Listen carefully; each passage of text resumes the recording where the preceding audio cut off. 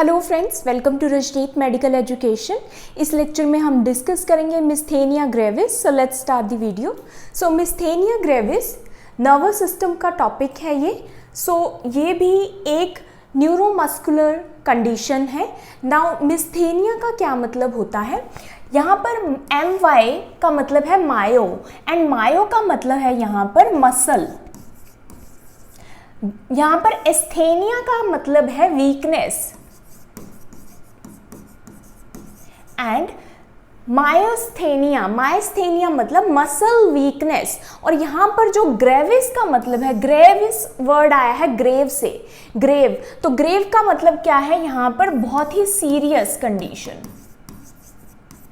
तो इसमें क्या होता है? सीरियस मसल वीकनेस होती है। तो ये क्या है? लैटिन और ग्रीक वर्ड्स हैं जिनका मतलब क्या है? मसल वीकनेस, और वो भी सीरियस मसल वीकनेस। तो मिस्थेनिया ग्रेविस क्या होता है? ये क्रॉनिक कंडीशन है। सबसे पहले काफी लंबे टाइम से ये चली आती है, क्रॉनिक ऑटो इम्यून। नाउ ये क्या है? ऑटो इम्यून कंडीशन है, मतलब हमारा जो इम्यून सिस्टम है वही हमारे ही बॉडी के टिश्यूज को जब अटैक करता है उसको ऑटो इम्यून कंडीशन कहते हैं। तो यहाँ पर भी कुछ ऐसा ही हो रहा है। अभी एक्सप्लेन करूंगी कौन से टिश्यूज यहाँ पर अटैक हो रहे हैं। नाउ न्यूरोमस्कुलर डिसऑर्डर है ये। न्यूरोमस्कुलर मतलब ये क्या है? न्यूरॉन और मसल दोनों में यहाँ प्रॉब्लम हो रही है, तो न्यूरोमस्कुलर कंडीशन है ये। तो ये क्या है? मसल वीकनेस तो है ही है, लेकिन मसल वीकनेस क्यों हो रही है? वो क्यों हो रही है? न्यूरोमस्कुलर जंक्शन पर हो रही है, इसलिए न्यूरोमस्कुलर डिसऑर्डर है ये। Characterised by fluctuating weakness of voluntary muscles. तो यहाँ पर मसल्स में कौन से मसल्स में वीकनेस आती है? वॉल्यूंटरी मसल्स में। वॉल्यूंटरी मसल्स मतलब स्केलेटल मसल्स, मतलब जिन मसल्स को हम कंट्रोल कर सकते हैं अपने आप से, अपनी विश से, उसको हम क्या बोलते हैं? Voluntary muscles. जैसे कि मैं अपने हैंड्स मूव कर रही हूँ, अगर मैं अपनी आईज को ब्लिंक करती हूँ तो अपनी मर्जी से भी कर रही हूँ, तो ये सभी क्या है? वॉल्यूंटरी मसल्स है। मैं बोल रही हूँ, अपनी मर्जी से बोल रही हूँ। खाना खाऊंगी, उसको च्यू करूंगी, स्वॉलो करूंगी, वो भी वॉल्यूंटरी एक्शन है। तो वॉल्यूंटरी मसल्स, जिस मसल को हम अपनी इच्छा से चला सकते हैं, मूव कर सकते हैं, उस मसल में वीकनेस आती है, सीवियर वीकनेस आती है। अब ये जो वीकनेस है ये फ्लक्चुएटिंग है। फ्लक्चुएटिंग का क्या मतलब होता है? कि जो एक जैसी नहीं रहती, जो कि चेंज होती है। तो यहाँ पर फ्लक्चुएटिंग का क्या मतलब है? कि ऐसी मसल वीकनेस जो कि रेस्ट पर तो फिर भी ठीक हो जाती है, लेकिन जैसे ही पर्सन कोई एक्टिविटी करता है ये मसल वीकनेस बढ़ जाती है, ये और ज़्यादा सीवियर हो जाती है। तो इसका जो प्रो टिप है मिस्थेनिया ग्रेविस का, जो याद आपने क्या रखना है कि यहाँ पर जो मसल वीकनेस हो रही है वो रेस्ट पर तो फिर भी ठीक हो जाती है थोड़ी बहुत, लेकिन जैसे ही पेशेंट कोई एक्टिविटी करने लगता है, कुछ करने लगता है, तो ये मसल वीकनेस और ज़्यादा बढ़ जाती है। और ये जो क्यों होती है ये muscle weakness? That is impaired transmission at neuromuscular junction. Neuromuscular junction पर इम्पेयर्ड ट्रांसमिशन की वजह से ये अभी हम समझते हैं क्या होता है। नाउ यहाँ पर जो मसल वीकनेस है वो इतनी ज़्यादा हो जाती है कि इवन जो आईज के जो मसल हैं जो कि ब्लिंक करने में हेल्प करते हैं, जैसे हम अपनी आंखें झपकते हैं, तो ये जो मसल्स हैं ये भी वीक हो जाते हैं। तो इसमें जो पर्सन की जो आईज है वो इस तरह से गिरी हुई रहती है। ये आईलिड जो आप देख रहे हो पर्सन की, ये गिरी हुई है। तो ये गिरी हुई आईलिड ऐसे लगता है जैसे पर्सन थोड़े नशे में है, इस टाइप से लगता है। क्यों लगता है? क्योंकि ये जो मसल्स हैं जो कि ब्लिंकिंग में हेल्प कर रहे हैं वो भी वीक हो जाते हैं। तो इसको क्या बोलते हैं? ड्रॉपिंग आईलिड्स बोलते हैं। तो यहाँ पर आई ड्रॉपिंग होता है। फेस जो है वो भी ऐसे गिरा गिरा रहता है, तो एक्सप्रेशन भी गिरे गिरे रहते हैं। क्यों? क्योंकि फेस की जो मसल्स हैं वो भी वीक हो जाती हैं। तो इस तरह से यहाँ पर वीकनेस, मसल वीकनेस बेसिकली हो रही है। अब हम न्यूरोमस्कुलर जंक्शन समझते हैं, क्योंकि प्रॉब्लम यहीं पर हो रही है, न्यूरोमस्कुलर जंक्शन पर। देखो मस्कुलर जंक्शन क्या होता है? नेम से क्लियर है। न्यूरो मतलब न्यूरॉन एंड मस्कुलर मतलब मसल, और जंक्शन मतलब जहां पर दोनों आपस में क्या है? कम्युनिकेट कर रहे हैं, बातचीत कर रहे हैं। मतलब ये जो मोटर न्यूरॉन है ये वाला। अब ये जो मोटर न्यूरॉन है ये इसका एंड है, तो आप लगा लो ये क्या है? एक्सोन टर्मिनल है। अब ये जो मोटर न्यूरॉन है इसने मैसेज देना है या फिर नर्व इंपल्स को ट्रांसमिट करना है किसमें?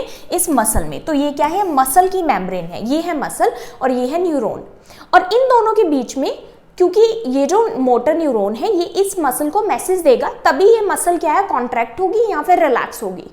तो ये जो मैसेज देना है मसल को, मसल के कॉन्ट्रैक्शन के लिए, ये दोनों, ये जो न्यूरॉन है और जो मसल है, इनमें आपस में कुछ प्रोसेस होता है और ये जो जंक्शन बनता है इसको हम क्या बोलते हैं, इसको हम साइनैप्स बोलते हैं। और इस साइनैप्स को जब ये मसल की बात आती है, जब न्यूरॉन मसल के साथ बात करता है तो उसको हम क्या बोलते हैं, न्यूरोमस्कुलर जंक्शन। तो NMJ, न्यूरोमस्कुलर जंक्शन उसको बोलते हैं। और ये जंक्शन किस लिए है, ताकि जो भी न्यूरॉन के पास जो सिग्नल है, जो नर्व इंपल्स है, वो इस मसल को दे सके ताकि मसल क्या हो सके, कॉन्ट्रैक्ट हो सके। अब देखो, ये है न्यूरॉन का एक्सोन टर्मिनल और यहाँ पर ये क्या होती है, ये साइनेप्टिक वेसिकल्स होती हैं। वेसिकल्स मतलब छोटे छोटे कुछ कैविटीज होती हैं, वेसिकल्स होती हैं, और इन साइनेप्टिक वेसिकल्स में क्या होती हैं, न्यूरोट्रांसमीटर्स होते हैं। क्या होते हैं, न्यूरोट्रांसमीटर्स। और ये जो न्यूरोट्रांसमीटर है, न्यूरोमस्कुलर जंक्शन के केस में इस न्यूरोट्रांसमीटर, ये जो न्यूरोट्रांसमीटर है ये कौन सा है, acetyl choline. Acetyl choline, acetyl choline neurotransmitter है और इसको हम क्या बोलते हैं, ACH शॉर्ट में। ये आपने याद रखना है कि एसिटाइल कोलिन न्यूरोट्रांसमीटर है और ये जो स्पेस है ये क्या है, ये है साइनैप्स और ये है मसल। ये क्या है, मसल है।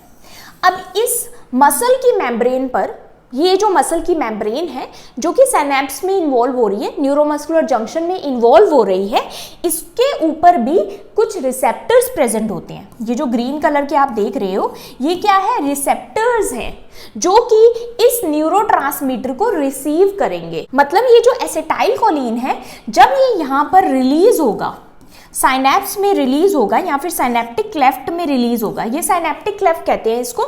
ये जो स्पेस होता है दोनों के बीच में, न्यूरॉन और मसल के बीच में ये जो स्पेस है इसको साइनेप्टिक क्लेफ्ट कहते हैं। और ये जो न्यूरोट्रांसमीटर है ये इसी क्लेफ्ट में रिलीज होता है, इसी साइनेप्टिक क्लेफ्ट में रिलीज होता है। अब ये यहाँ पर तो रिलीज हो गया और मसल के ऊपर कुछ रिसेप्टर्स प्रेजेंट होते हैं जो इनको रिसीव करेंगे और ये जो न्यूरोट्रांसमीटर है ये इस रिसेप्टर पर जाकर बाइंड हो जाएगा। अब क्योंकि न्यूरोमस्कुलर जंक्शन में ये रिसेप्टर किसके लिए है, एसिटाइल कोलिन के लिए, तो इसलिए एसिटाइल कोलिन रिसेप्टर इनको बोलते हैं ACHR, ACHR, acetyl choline receptors इनको बोलते हैं। तो अभी नॉर्मली दोबारा समझो कि न्यूरोमस्कुलर जंक्शन में क्या हो रहा है, न्यूरॉन है और मसल है। न्यूरॉन मैसेज लेकर आया है, मतलब नर्व इंपल्स लेकर आया है, तो ये नर्व इंपल्स जैसे ही एंड पर पहुंचेगी न्यूरॉन के, यहाँ पर मोटर न्यूरॉन है, मोटर न्यूरॉन मतलब जो मसल की मूवमेंट करता है, तो जैसे ही एंड पर ये नर्व इंपल्स पहुंचेगी तो ये साइनेप्टिक क्लेफ्ट ट्रिगर होंगे और यहाँ से क्या रिलीज होने लग जाएगा, न्यूरोट्रांसमीटर रिलीज होने लग जाएगा साइनेप्टिक क्लेफ्ट में। और ये न्यूरोट्रांसमीटर कौन सा है, एसिटाइल कोलिन है। और इस एसिटाइल कोलिन को रिसीव करने के लिए मसल के ऊपर एसिटाइल कोलिन रिसेप्टर्स हैं। तो दो चीजें तो ये हो गई।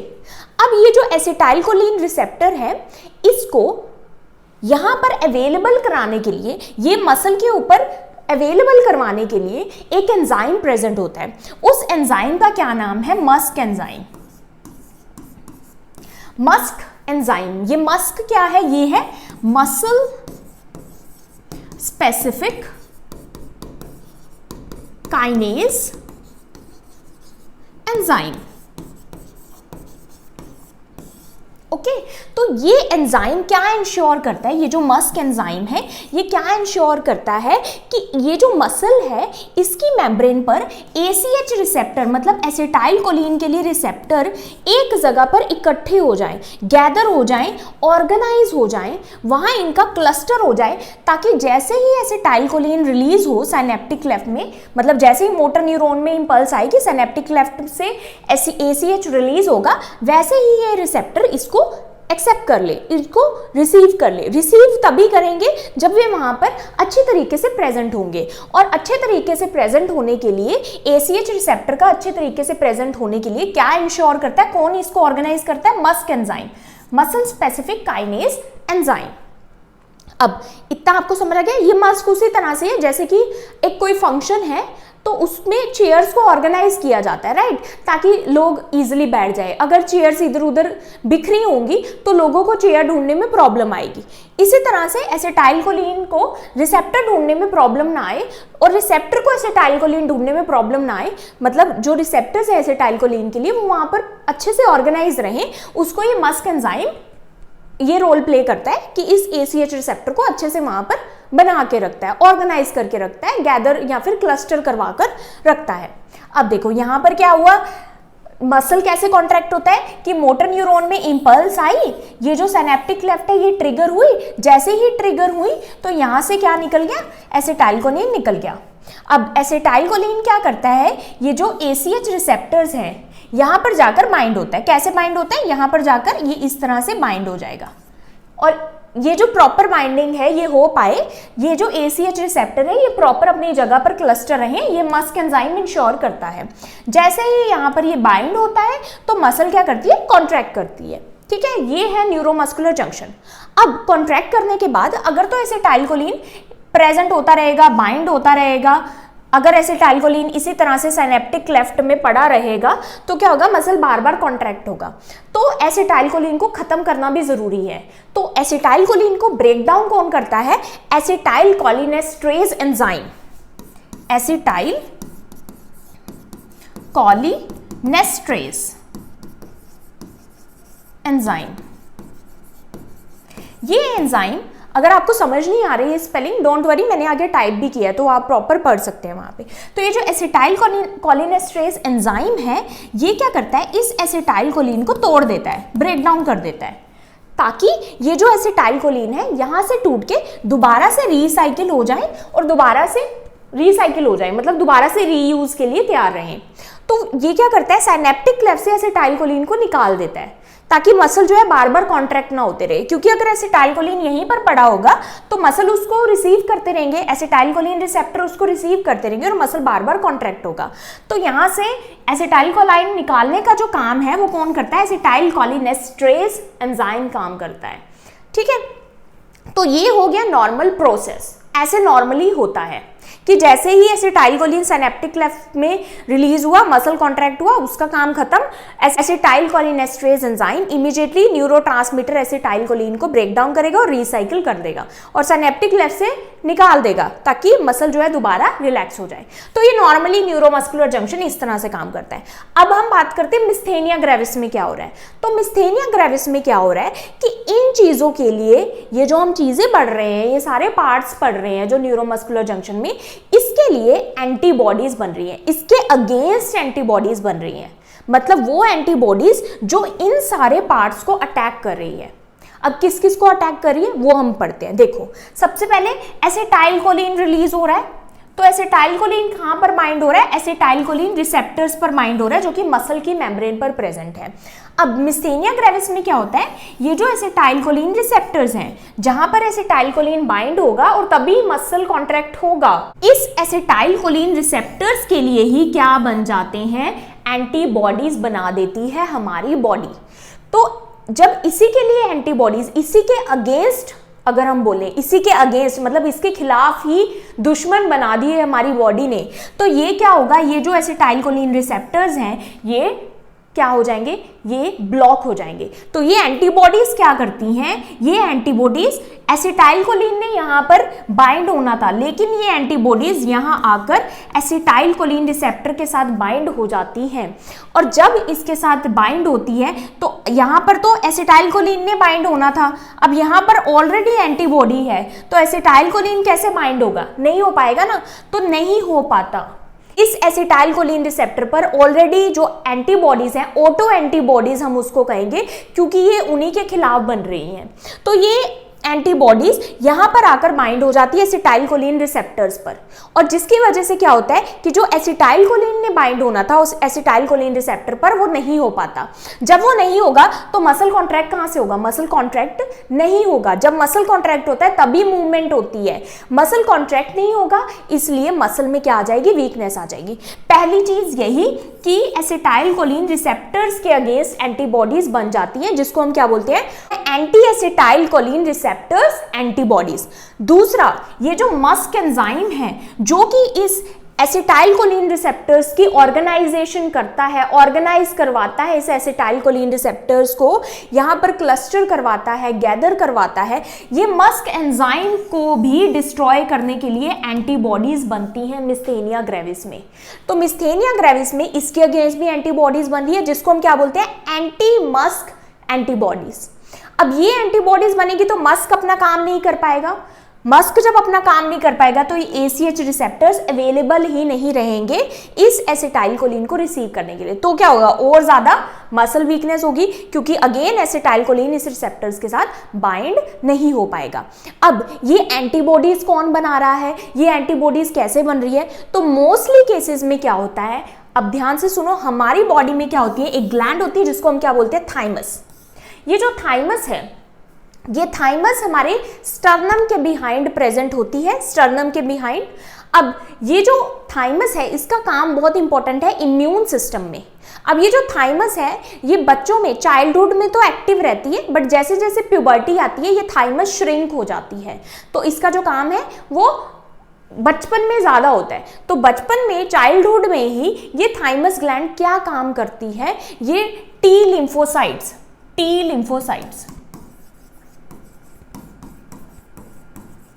टी लिम्फोसाइट्स को ट्रेनिंग देती है। अब क्या ट्रेनिंग देती है कि ये जो टी लिम्फोसाइट्स है ये हमारे इम्यून सिस्टम में बहुत हेल्प करते हैं। अब ये टी लिम्फोसाइट्स बनते कहाँ पे हैं, ये बोन मैरो में बनते हैं, लेकिन वहाँ पर ये इमेच्योर होते हैं। तो मेच्योर होने के लिए थाइमस ग्लैंड में आते हैं। थाइमस इनको मेच्योर भी करती है, प्लस इस टी लिम्फोसाइट को और थाइमस ग्लैंड क्या सिखाती है, देखो टी फॉर थाइमस, टी से ही टी लिम्फोसाइट्स। तो टी लिम्फोसाइट्स यहाँ पर आकर रिकॉग्निशन सीखते हैं। इनकी ट्रेनिंग होती है, क्या ट्रेनिंग होती है कि हमारा दुश्मन कौन है और हमारा फ्रेंड कौन है। तो जो हमारी बॉडी का हमारा टिश्यू है वो तो है टी लिम्फोसाइट का फ्रेंड, उसको तो कुछ नहीं कहना, ये थाइमस ग्लैंड इसको ट्रेनिंग देती है। और जो बाहर से कोई आ रहा है तो वो क्या है, दुश्मन है। तो वो दुश्मन है तो वो क्या है, फॉरेन बॉडी है। तो अगर कोई बाहर से कोई टिश्यू आ रहा है, कोई एंटीजन आ रहा है, तो ये उसको बताती है कि वो हमारा दुश्मन है, उसको अटैक करना है। ओके, तो नॉर्मली ही ऐसे काम करती है और चाइल्डहुड में ही ये इनफ टी लिम्फोसाइट्स बना देती है जो कि हमारी बॉडी को देन प्रोटेक्ट करते हैं। अब कई केसेस में, बहुत सारे केसेस में क्या होता है, मिस्थेनिया ग्रेविस के मोस्टली केसेस में ये जो थाइमस ग्लैंड है, ये थाइमस ग्लैंड क्या है, अपना रोल फॉल्टी कर देती है। फॉल्टी कैसे करती है कि ये वैसे तो चाइल्डहुड के बाद ये श्रिंक हो जानी चाहिए, लेकिन ये नहीं होती, ये क्या है, ओवर एक्टिव हो जाती है। अब ओवर एक्टिव किन किन केस में होती है, एक होता है थाइमस हाइपरप्लेजिया।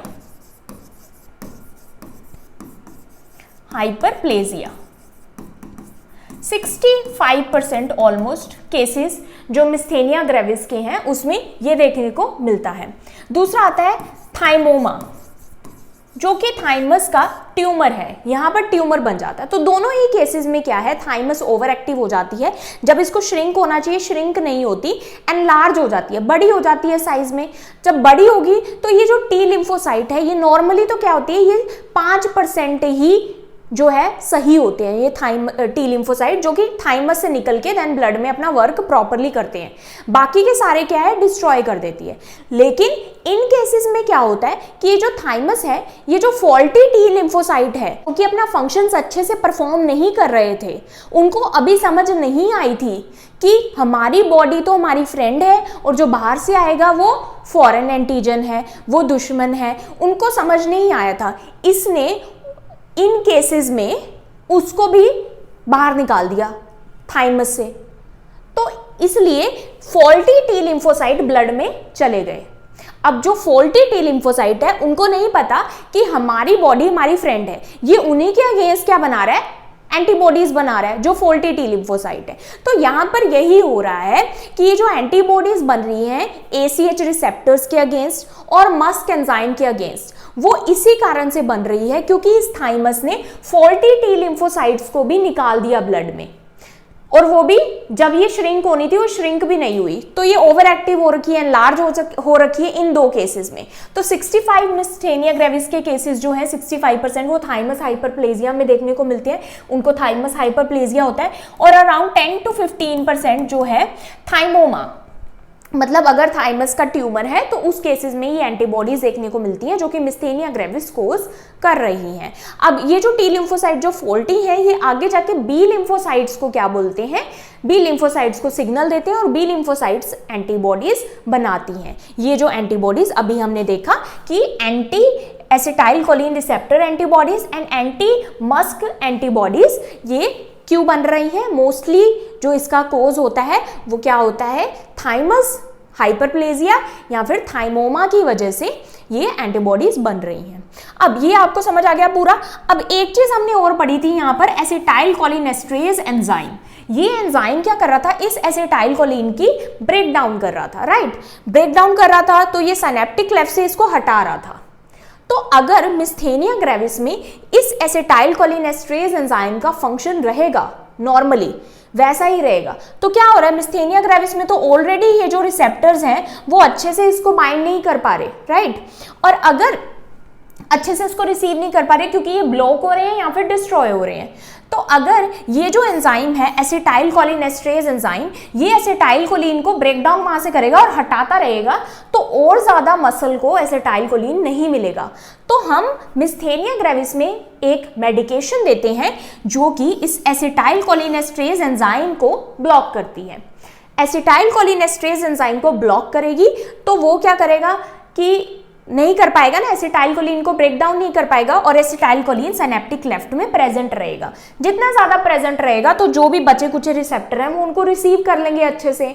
अगर ये अपना फंक्शन करता रहेगा तो क्या होगा कि ये यहाँ से हटते रहेंगे और जितने रिसेप्टर बचे हैं एसिटाइल कोलिन रिसेप्टर वो एसिटाइल कोलिन नहीं ले पाएंगे। तो इसलिए हम यहाँ पर मिस्थेनिया ग्रेविस में ये मेडिकेशन देते हैं जो कि इस एसिटाइल कोलिनेस्ट्रेज एंजाइम को ब्लॉक करती है या फिर इनहिबिट करती है। तो इसको हम क्या बोलते हैं, एसिटाइल कोलिनेस्ट्रेज इनहिबिटर बोलते हैं या फिर एंटी कोलिनेस्ट्रेज ड्रग्स इनको बोलते हैं। तो वो देने से क्या होता है कि यहाँ पर ज्यादा से ज्यादा सिनेप्टिक क्लेफ्ट में एसिटाइल कोलिन प्रेजेंट रहता है, तो जो बचे कुछ रिसेप्टर हैं वो ताकि उनको अच्छे से रिसीव कर सके। अब हम आपको पैथोफिजियोलॉजी में एक रीडिंग करवा देते हैं कि पैथोफिजियोलॉजी में यही सब लिखा हुआ है। तो देखो नॉर्मली क्या होता है, नर्व इंपल्स अराइव होती है मोटर न्यूरॉन के एंड पर, जिससे क्या होता है एसिटाइल कोलिन रिलीज होता है। कहां पर रिलीज होता है, सिनेप्टिक क्लेफ्ट में रिलीज होता है। सिनेप्टिक क्लेफ्ट में रिलीज होकर वो एसीएच रिसेप्टर पर बाइंड हो जाता है। ये एसीएच रिसेप्टर कहां पर है, मसल की मेम्ब्रेन पर प्रेजेंट है और ये पूरा जो जंक्शन बन रहा है ये क्या है, न्यूरोमस्कुलर जंक्शन। तो जिससे क्या होता है, मसल कॉन्ट्रैक्ट होता है। अब मसल स्पेसिफिक काइनेज एंजाइम जो है न्यूरोमस्कुलर जंक्शन में वो क्या करता है, ऑर्गेनाइज करता है और क्लस्टर करता है एसिटाइल कोलिन रिसेप्टर्स को मसल मेम्ब्रेन पर, ताकि एसिटाइल कोलिन उस रिसेप्टर पर अच्छे से बाइंड हो जाए। मिस्थेनिया ग्रेविस में क्या हो रहा है, ऑटो इम्यून एंटीबॉडीज बन रही है। किसके अगेंस्ट, एक तो है anti acetylcholine receptors antibodies, तो एसिटाइल कोलिन रिसेप्टर के अगेंस्ट एंटीबॉडीज बन रही है, इसलिए इसका नाम है anti acetylcholine receptor antibodies. दूसरा anti muscle specific kinase antibodies, क्योंकि मस के अगेंस्ट बन रही है तो इसलिए एंटी मसल स्पेसिफिक काइनेज। तो दोनों के अगेंस्ट बनेंगे तो जो रिसेप्टर है वो प्रॉपर्ली अपना फंक्शन नहीं परफॉर्म करेंगे और एसीएच जो है बाइंड नहीं हो पाएगा। बाइंड नहीं होगा तो इंपेयर ट्रांसमिशन, नर्व ट्रांसमिशन आगे होगी नहीं, जिससे मसल वीक हो जाएंगे क्योंकि मसल कॉन्ट्रैक्ट नहीं होंगे। और मोस्टली ये किस केसेस में होता है, थाइमस एबनॉर्मेलिटीज में, जिसमें थाइमस हाइपरप्लेजिया आता है, जिसमें थाइमस जो है उसका साइज एनलार्ज हो जाता है, ओवर एक्टिव हो जाती है। 65% जो कोज है मिस्थेनिया ग्रेविस के वो यही है। दूसरा है थाइमोमा, मतलब थाइमस में अगर ट्यूमर बन जाता है, तो ये 15% केसेस होते हैं। अब इसके रिस्क फैक्टर क्या है, तो देखो एज जो विमेन है उसको 40 से पहले होता है मोस्टली, और अगर मैन 60 अबव है तो उसको ज्यादा रिस्क है ये होने का। ट्रिगर क्या है, अगर कोई इन्फेक्शन हो गया है, कोई सर्जरी, जैसे कि अगर बॉडी पे कोई सर्जरी हुई, स्ट्रेस हुआ, फिजिकल स्ट्रेस है, इमोशनल स्ट्रेस है, मेंटल स्ट्रेस है, किसी तरह का भी जो स्ट्रेस है वो एक ट्रिगर है मिस्थेनिया ग्रेविस के लिए। तो अगर कोई मिस्थेनिया ग्रेविस का पेशेंट है और उसको ऊपर से इन्फेक्शन हो गया, सर्जरी हो गई जो कि फिजिकल स्ट्रेस है, या उसने मेंटल स्ट्रेस या इमोशनल स्ट्रेस कोई लिया, तो क्या होगा कि ये ट्रिगर हो जाती है कंडीशन। कुछ ड्रग्स भी होते हैं जैसे कि मेडिसिन, जैसे कि अमाइनोग्लाइकोसाइड्स, बीटा ब्लॉकर्स, मैग्नीशियम, ये भी ट्रिगर कर सकते हैं। फटीग, बहुत ज़्यादा ओवर एक्टिविटी कर ली अगर इस पेशेंट ने, तो थकावट बहुत ज़्यादा होगी, तो मसल और ज़्यादा वीक हो जाएंगे होंगे ऑब्वियसली, क्योंकि जितना एसिटाइल कोलिन है वो यूज हो जाएगा और एसिटाइल कोलिन मिलेगा नहीं, तो मसल और ज़्यादा वीक हो जाएंगे। और प्रेगनेंसी भी एक ट्रिगर है। नाउ इसकी साइंस हम देखते हैं, ठीक है। तो साइंस इसका की फीचर मैंने आपको बता दिया, फ्लक्चुएटिंग वीकनेस होती है। फ्लक्चुएटिंग का मतलब है वीकनेस एक जैसी नहीं रहती, मतलब जो वीकनेस है मसल वीकनेस वो रेस्ट के साथ तो ठीक हो जाती है, क्योंकि रेस्ट पे पर्सन को कोई मसल मूव नहीं करना तो उसको अच्छा फील होता है।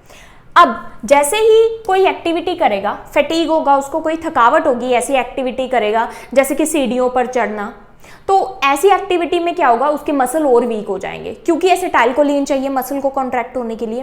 तो एसिटाइलकोलिन बाइंड नहीं हो पा रहा रिसेप्टर पर, तो रिसेप्टर पर बाइंड नहीं हो रहा तो मसल कॉन्ट्रैक्ट नहीं करे, मूव नहीं करे, तो ऐसे केस में एक्टिविटी करने पर यह ज्यादा वर्स हो जाता है।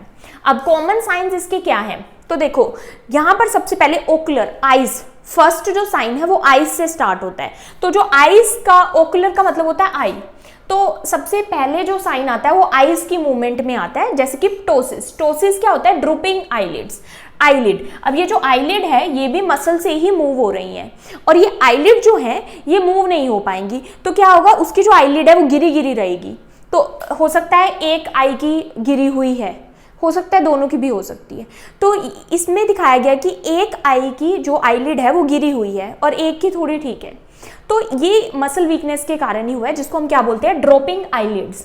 दूसरा क्या होता है, एक और चीज, अगर हम पर्सन को बोलेंगे कि आप बार बार अपनी आंखें झपको, ब्लिंक करो, तो वो नहीं कर पाएगा, उसकी आंखें बिल्कुल थक जाएंगी और वो जो है मूव और नहीं हो पाएंगी।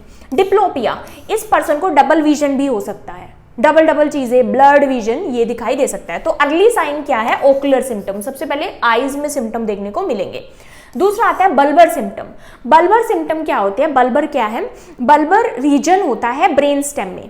तो ब्रेन स्टेम से जो क्रेनियल नर्व्स निकल रही हैं, जो नर्व्स हमारे फेस के मूवमेंट्स को कंट्रोल कर रही हैं, फेशियल मूवमेंट को, जैसे कि फेस से हम क्या करते हैं, जैसे कि बातचीत करते हैं, स्पीकिंग में थ्रोट के जो मसल्स हैं उनमें, तो स्पीकिंग में प्रॉब्लम आएगी, डिफिकल्टी इन स्पीकिंग, चूइंग, चबाने में प्रॉब्लम आएगी, ओके, एंड स्वॉलोइंग, निगलने में प्रॉब्लम आएगी। तो ये सभी प्रॉब्लम्स आएंगी, और इसको क्या बोलते हैं, डिफिकल्टी इन स्पीकिंग को बोलते हैं डिसएर्थ्रिया, चूइंग को हम बोलते हैं डिस्फेजिया। तो यहाँ पर क्या होता है, बोलने में प्रॉब्लम आती है तो उसमें स्लर्ड स्पीच होगी, पर्सन जो है क्लियरली नहीं बोल पाएगा, मिस्थेनिया ग्रेविस वाला। चूइंग, चबाने में प्रॉब्लम आएगी, क्योंकि जो फेस के जो मसल हैं वो वीक हैं।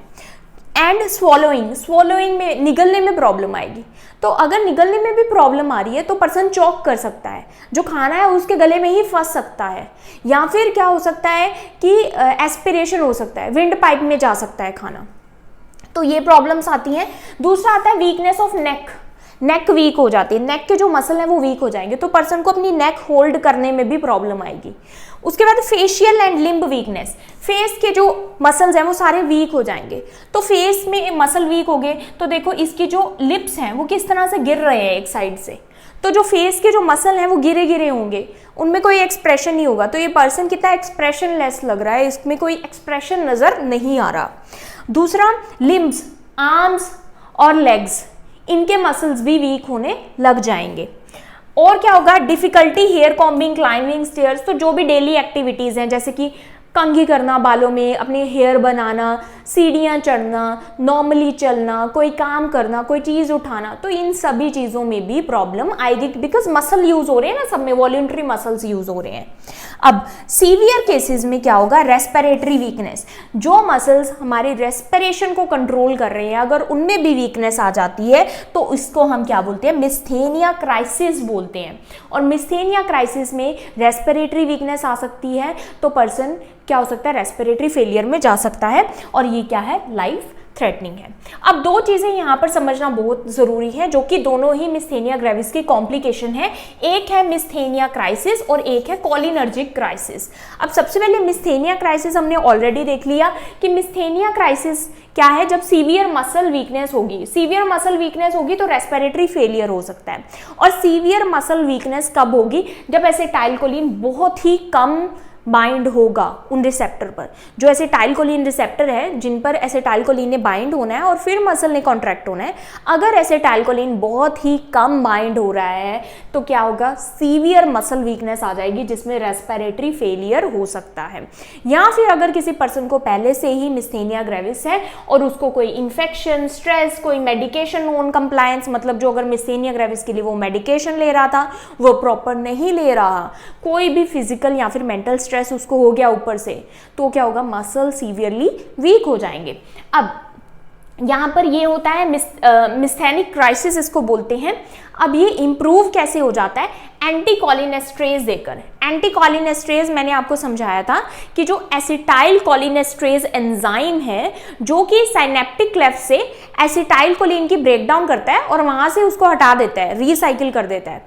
तो हटाना तो हमने है ही नहीं एसिटाइलकोलिन को, क्योंकि ऑलरेडी एसिटाइलकोलिन बहुत कम बाइंड हो रहा है रिसेप्टर पर। क्यों बाइंड हो रहा है, क्योंकि रिसेप्टर ही अब काम नहीं कर रहे अच्छे से। तो अगर हम वहां से एसिटाइलकोलिन को भी हटाते रहेंगे तो जितने बचे कुचे रिसेप्टर है वहां पर एसिटाइलकोलिन बाइंड नहीं होगा। तो हमने इस एंजाइम को ही हटा देना है, एसिटाइलकोलिनेस्ट्रेज एंजाइम को हटा देना है, क्योंकि एसिटाइलकोलिन ऑलरेडी बहुत कम बाइंड हो रहा है। तो उसको हटाने वाली दवाई को हम क्या बोलते हैं, एंटीकोलिनेस्ट्रेज बोलते हैं। एंटीकोलिनेस्ट्रेज हम देंगे, एंटीकोलिनेस्ट्रेज देकर क्या होगा, वहां पर एसिटाइलकोलिन ज्यादा प्रेजेंट होगा साइनेप्टिक क्लेफ्ट में।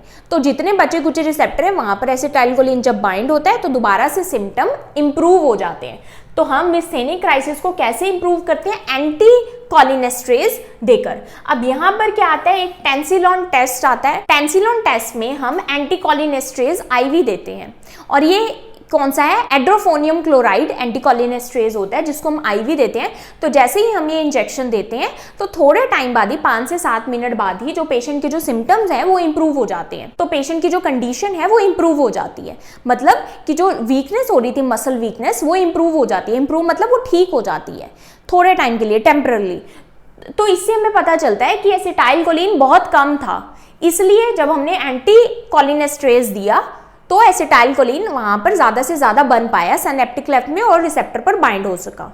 तो इसलिए हम एंटीकोलिनेस्ट्रेज देकर देखते हैं कि पेशेंट को इंप्रूवमेंट आई है या नहीं आई। तो जैसे ही हम एंटीकोलिनेस्ट्रेज देते हैं मिस्थेनिक क्राइसिस में, तो पेशेंट की जो कंडीशन है वो थोड़ी इंप्रूव हो जाती है टेम्पररी। अब दूसरी चीज आती है कोलिनर्जिक क्राइसिस।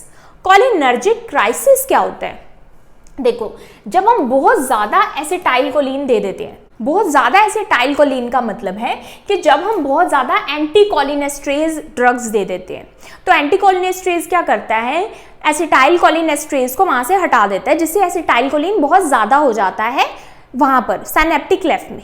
अब समटाइम्स क्या होता है कि हम ये जो दवाई है एंटीकोलिनेस्ट्रेज ये बहुत ज़्यादा दे रहे हैं पेशेंट को, तो उससे क्या होता है, एसिटाइलकोलिन का अमाउंट ज़्यादा बढ़ जाता है। अगर हम ये ज़्यादा डोज में दे रहे हैं, बहुत ज़्यादा उसको ओवर दे रहे हैं, तो एसिटाइलकोलिन सिनेप्टिक क्लेफ्ट पर बहुत ज़्यादा हो जाएगा।